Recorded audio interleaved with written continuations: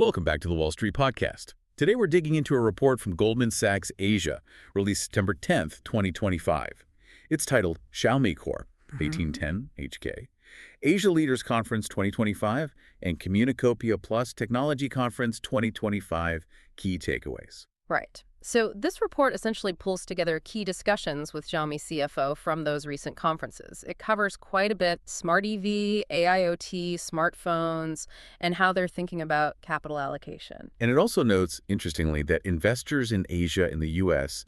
seem to be focusing on slightly different things. Exactly. It gives us a pretty clear view of their roadmap, their immediate targets, but also the longer-term vision across these, interconnected business segments. Think of it as their strategic plan in action. Okay, let's break it down. Starting with smart EV, what are the key numbers? They're aiming for 350,000 units in 2025. That's the target. And production? Their Phase I factory seems to have stabilized now at around 10,000 units a week. That's a pretty significant ramp up. They also talk about a hero product strategy. Yes, focusing on the mid to premium segments. The goal, longer term, is an annual volume of about 1 million units. 1 million. That's a big number in auto. And global plans. European expansion is pegged for 2027, probably starting with exports first. That seems logical. Why Europe specifically? Well, it's a large, relatively unified market, and it leans towards premium, which fits Xiaomi's positioning here. Plus, assisted driving is mentioned as a key differentiator. Using their own tech and data, right? Exactly. Leveraging their self-developed systems and, importantly, the vast amount of real-world data they can gather. And profitability for EVs. When do they expect that? The report suggests the second half of 2025.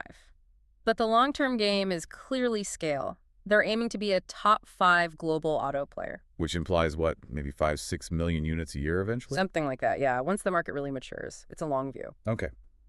Let's shift gears to AIoT, the Internet of Things side. What's the outlook there?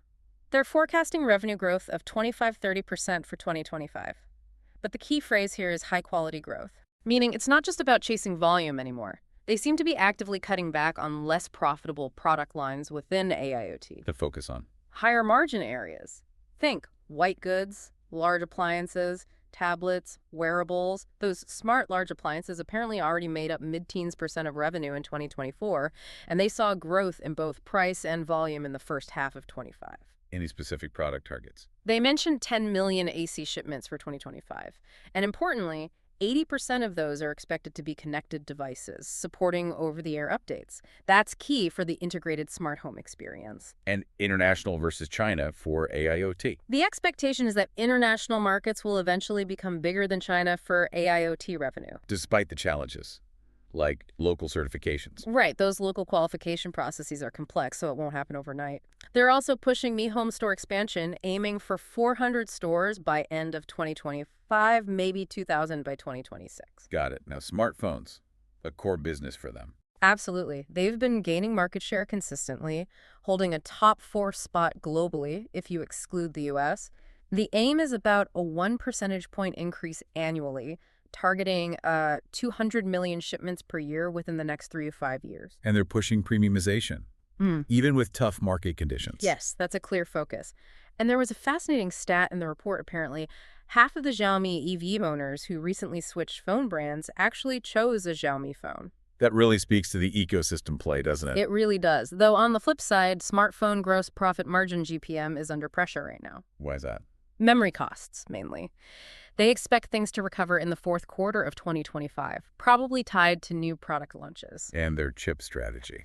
Developing in-house. Crucial. They're working on their own SoCs, systems on chip, 5G modems, even chipsets specifically for EVs. It's about cost, but also about technological independence. Okay, that brings us to capital allocation. Where's the money going? Big numbers here. Roughly RMB 30 billion planned for R&D in 2025 and RMB 15 billion for CapEx. What's that CapEx funding? Investments in smart manufacturing for both smartphones and AIoT. They mention new factories for washing machines and refrigerators, plus strategic investments into the EV supply chain. And they're also developing robotics for their own factory automation. It points towards more vertical integration and efficiency. That RMB 30 billion R&D spend is significant. Let's talk about that human X car X home vision. How does it actually link everything together? Well, that stat we just mentioned, EV owners switching to Xiaomi phones, that's a perfect example. It shows real cross-segment loyalty. But it's more than just loyalty, isn't it? Oh, absolutely. Think about the data. Every interaction, driving the car, using the phone, adjusting a smart thermostat generates first-party data. That data feeds back into refining products across all segments. It creates this, self-reinforcing cycle, a competitive advantage. A closed-loop data factory, essentially. Precisely. Few companies can match that potential scale. So thinking about that integrated strategy, where's the priority? Scale or profitability? Does it differ by segment? It definitely seems to. For EVs, yes, they want profitability soon, H2 2025. But the ultimate long-term goal is massive scale, becoming a top global automaker. And for AIoT? There, the pivot to high-quality growth is key. They're actually pruning less profitable lines like some smaller TVs, certain international laptops, to really focus on those higher margin categories we talked about. White goods, tablets, wearables. So a tailored approach. Exactly. It reflects where each market segment is in terms of maturity and potential. And balancing global ambition with local needs. How are they managing that expansion internationally? It looks quite strategic and nuanced. With EVs, they're targeting Europe's premium market specifically, which aligns with the brand they want to build there. Makes sense. For AIoT, yes, international growth is the long-term prize, projected to overtake China. But those local hurdles, the qualification processes, mean it's a more measured, step-by-step expansion. And smartphones.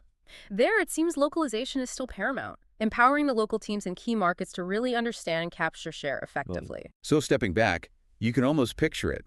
A Xiaomi EV driver, maybe using their Xiaomi phone to adjust their smart home settings before they even arrive. Right, that seamless integration. Arriving home and the environment is already, anticipating your needs. It's about integrated convenience driven by data. It could genuinely redefine how you interact with technology daily. Yeah, this vision feels like it goes beyond just connected devices. It's moving towards devices that intelligently work together. Intelligently collaborate, maybe?